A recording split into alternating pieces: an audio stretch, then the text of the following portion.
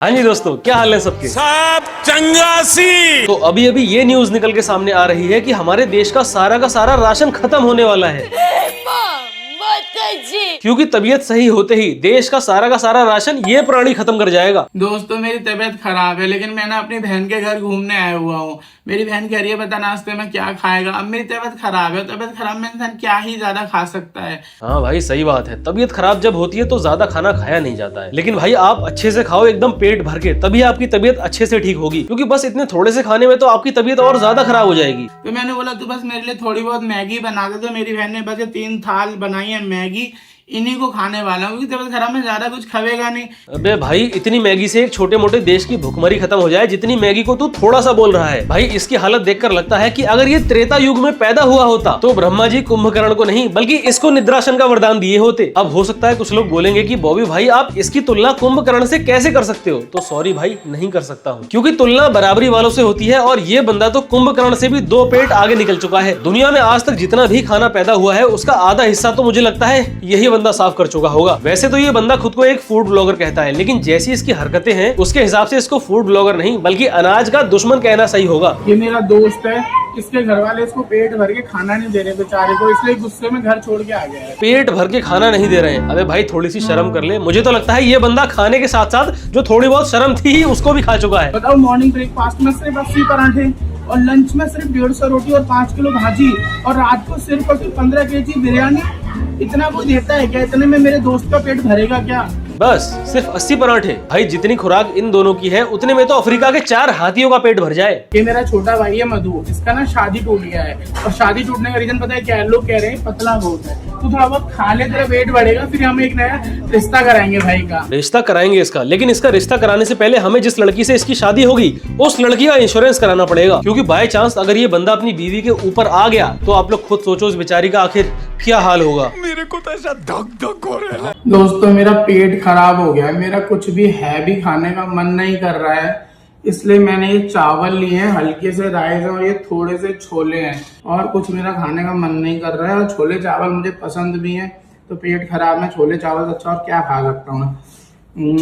अजीब जानवर है, कितना भी खाए भूखा ही रहता है। तो भाई अब आप लोग खुद देख लो, जब इसका पेट खराब है तो ये इतना खाना खा रहा है, अगर इसका पेट सही हो गया तब तो हमारे इस पूरे देश के राशन को इससे कोई नहीं बचा सकता है। पकोड़े के अंदर ओरियो है, आपको यकीन नहीं आ रहा? एक और दिखा देता हूँ, ये देखिए लोग कुछ भी कर रहे हैं और ऐसा नहीं कि अब से हो रहा है, कोई रिसेंटली है। ये भाई ने बताया कि 15-20 साल से लोग यहाँ पे ओरियो के पकोड़े खा रहे हैं और बच्चों के फेवरेट है ये। भाई ओरियो को इंडिया में आए हुए सिर्फ 10 साल हुए हैं, लेकिन इन अंकल का कहना है कि ये पिछले 15 सालों से ओरियो के पकौड़े बेच रहे हैं। अरे अंकल, इतना तो आशीष चंचलानी की एक्स ने उसका नहीं काटा था जितना आप पब्लिक का काट रहे हो। अब फेमस होने के लिए ओरियो के पकौड़े बनाना तो ठीक था, लेकिन भाई मेरे समझ में नहीं आ रहा है कि आखिर ओरियो के पकौड़े खरीद कौन रहा है? आखिर कौन है वो हफ्सी दरिंदा जिसके अंदर की हवस ओरियो के पकौड़े खा के बुझेगी? बाकी दोस्तों अभी हम लोग एक काम करते हैं, सीधे चलते हैं दुबई बुर्ज खलीफा पर। अब हो सकता है आप लोग सोचोगे कि बॉबी भाई फूड ब्लॉगर्स की वीडियो में बुर्ज खलीफा कहाँ से आया? तो भाई रुको जरा, ये रहा बुर्ज खलीफा। दुबई वाले खाली बुर्ज खलीफा को देख सकते हैं, पर इंडिया वाले खा भी सकते हैं। तो यहाँ पे लगने जा रहा है वर्ल्ड का बिगेस्ट बुर्ज खलीफा गोला। भाई सबसे पहले तो मुझे ये पूछना है, ये आइस गोले के नाम पर जो वॉल्केनो बनाया है, आखिर इसको बुर्ज खलीफा क्यों कह रहे हो? मैं बता रहा हूँ, बुर्ज खलीफा बनाने वालों ने भी कभी नहीं सोचा होगा कि उनकी बिल्डिंग का नाम ऐसे ऐसे खुराफाती कामों में इस्तेमाल किया जाएगा।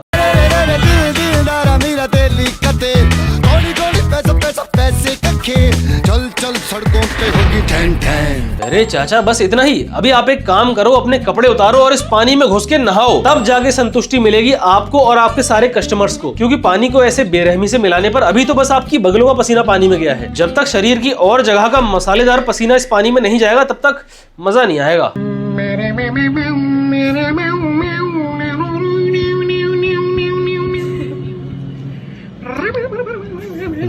ये गुलाब जामुन है, इतना मोटा गुलाब जामुन। भाई सबसे पहले तो कोई मुझे ये बताओ, ये इतना मोटा गुलाब जामुन आखिर बंदा कैसे खाएगा? अब हो सकता है आप लोग बोलोगे कि बॉबी भाई गुलाब जामुन को बंदा चम्मच से काट के खा लेगा। तो भाई पॉइंट ये है, जब इसको काट के ही खाना है तो इतना मोटा गुलाब जामुन बनाने की क्या जरूरत थी? मैगी बनेगी फैंटा में, पानी नहीं डल रहा है, पानी में मैगी बनती है हर जगह, यहाँ बनती है फैंटा में मैगी। और आप बिल्कुल सही सुन रहे हैं, फैंटा के अंदर मैगी डाली जा रही है यहाँ पे। भाई आपने मैगी और फैंटा का जो आत्म मिलन कराया है और दुनिया का 8वां अजूबा बनाया है, उसके लिए लिए नरक में आपका अलग से इंतजाम करवा दिया गया है। भाई यहाँ पर मैगी को देखकर लग रहा है कि वो बेचारी खुद कह रही होगी कि आखिर मेरी क्या गलती थी। ये फैंटा वाली मैगी खाने के बाद स्वाद का तो नहीं पता कि आखिर स्वाद कैसा आएगा, लेकिन इस बंदे का पेट इससे जरूर पूछेगा कि भाई आखिर मेरी क्या गलती थी। भाई कंटेंट के नाम पर जो बकैती ये लोग कर रहे हैं, क्या पता अगली वीडियो में ये लोग चाय में टूथपेस्ट और समोसे में शैम्पू मिलाकर बोलेंगे यूनिक रेसिपी, लाइफ में एक बार जरूर ट्राई करें, क्योंकि इसको ट्राई करते ही आपकी लाइफ का डी एंड हो ही जाएगा। अब इन सब के बाद आते हैं हमारे अल्टीमेट फूड चैलेंजर्स। इनकी तो मानो अलग ही रेस चल रही है। इनको बस बड़ा चाहिए, 8 किलो बर्गर, 40 अंडे का आमलेट, 3 फुट ऊंचा डोसा। ये लोग भाई खाते नहीं है, ठूसते हैं। ये लोग खाना ऐसे ठूसते हैं जैसे मानो अगले ही दिन जो खाना है वो धरती से विलुप्त होने वाला हो। भाई बाकी सब तो नहीं पता, पर अगर तुम लोग ऐसे ही खाना खाते रहे तब खाना जरूर विलुप्त हो जाएगा इस धरती से। आ गई है बाहुबली थाली, जिसे करना है 40 मिनट में खाली। जीतने वाले को मिलेंगे पूरे 8,500 रुपए। तो भाई जल्दी शुरू हो जाओ, जल्दी खाना भाई, जल्दी हो जाएगा, हो जाएगा। बढ़िया, कम ऑन भाई दोनों। यार मुझे समझ में नहीं आता है कि आखिर ये चैलेंज पूरा करने की होड़ क्यों लगी रहती है इन लोगों में। अब आप ही लोग बताओ, मिर्ची की चाट, बाहुबली थाली, ये सारे आंडू पांडू चैलेंजेस करके इनको आखिर जिंदगी में कौन सी अचीवमेंट मिल जाएगी? आखिर क्या हो जाएगा इससे इनकी जिंदगी में? छोटा सा रूल है इस गेम को खेलने के लिए कि आपको उस भेल को कम से कम 15 मिनट तक खाते रहना। 15 मिनट से पहले खत्म हुई तो आप गेम से बाहर। इतना कर पाने में अगर आप सक्षम रहे तो हमारी तरफ से आपको एक सर्टिफिकेट मिलेगा और कहा जाएगा कि आप मिर्ची महाराज हैं। अरे वाह, अब तो मुझे मिर्ची महाराज का सर्टिफिकेट मिल चुका है। अब तो मेरी लाइफ एकदम सेट है। हेलो माँ, अब आप बिल्कुल भी टेंशन मत लो, हमारे ऊपर जितना भी कर्जा है हम सारा का सारा कर्जा निपटा देंगे, क्योंकि अब मुझे मिल चुका है मिर्ची महाराज का सर्टिफिकेट। मिर्ची महाराज का सर्टिफिकेट मिलते ही बड़ी बड़ी कंपनियां मेरा वेट कर रही हैं, मेरे लिए उन्होंने नसें काट ली हैं। अब तो हमारी लाइफ एकदम सेट है। काम बोलेगा काम। अरे अंकल, आपका ये सर्टिफिकेट लेके और मिर्ची महाराज बन के आखिर मुझे क्या मिल जाएगा? अब दोस्तों मजाक से हटके इंटरनेट पर एक बहस चलती है। कोई कहता है कि दिल्ली का फूड अच्छा होता है, कोई कहता है मुंबई का फूड अच्छा होता है, तो कोई कहता है कि हैदराबाद का फूड अच्छा होता है। पर भाई मैं तो यही कहूंगा कि हर जगह का फूड एक जैसा है, क्योंकि सबका इतिहास एक जैसा ही है। दिल्ली, मुंबई, कोलकाता, हैदराबाद, सब जगह एक ही तेल यूज हो रहा है, जो तेल इन्होंने शायद आजादी के टाइम पर अपनी कढ़ाई में डाला था और जिस तेल में से नेहरू जी को पकौड़े तलकर खिलाए गए थे। और यार इन फूड ब्लॉगर्स की मुझे एक बात समझ में नहीं आती है, मैं इन सबके सीक्रेट मसाले से परेशान हूँ। इन्हें लगता है रॉ और CIA भी मिलकर इनके मसाले का सीक्रेट नहीं ढूंढ पाएगी। अभी ये है सागर के स्टाइल में।